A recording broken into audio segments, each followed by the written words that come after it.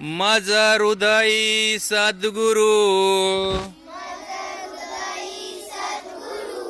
जेने तारिलो हा संसार पुरू